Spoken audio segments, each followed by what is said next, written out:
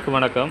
எங்கள் வீட்டு பக்கத்தில் இந்த ஒரு சின்ன தோட்டம் வளர்த்தோம். அதில் வந்து இந்த வாட்டர் கேனை வந்து வீணாக போன வாட்டர் கேனை வச்சு தான் இது பண்ணோம். இந்த கருவேப்பிலை செடி வச்சோம். இது எவ்வளோ சூப்பராக வளர்ந்து வந்திருக்கு பாருங்கள். கருவேப்பிலை, ஆடாதொடை, பசலைக்கீரை, அப்புறம் வந்து மல்லிகைப்பூ, ரோஸு. இப்போ ஒரு இடையில வந்து 2 ரோஸ் வாங்கி வச்சேன். அந்த ரோஸெல்லாம் நல்லா சூப்பராக வந்து ரோஸெல்லாம் நல்லா மொட்டு வச்சு வந்திருக்கு. இப்போ பாருங்கள், இந்த கருவேப்பிலையை பார்த்தா எனக்கே ஆசையாக இருக்குது. அந்த மாதிரி இருக்குது. இந்த ரோஸ் தான் இப்போ வச்சது. நல்லா போகுது, துளிர்விட்டு நல்லா ஒரு இது ஒயிட் ரோஸு நல்லா குண்டாக இருக்கும். அது இந்த ஒயிட் ரோஸு வச்சு அது நல்லா முட்டு வச்சு நல்லா வந்திருக்கு பாருங்கள். இது வந்து நாட்டு ரோஸு. உரமெல்லாம் வச்சுருக்கிறேன். ஆனால் இருந்தாலும் ஏதோ ஒன்று இது மல்லிகைப்பூ. இது செத்து போச்சுன்னு நினச்சேன். ஆனால் நல்லா இப்போ வந்து நல்லா துளிர் விட்டு நல்லா சூப்பராக வந்துகிட்டு இருக்குது. பாருங்கள், எவ்வளோ அருமையாக கிளம்பியிருக்கு பாருங்களேன். இது வந்து மிளகாய் செடி நல்லா காய்ச்சிச்சு.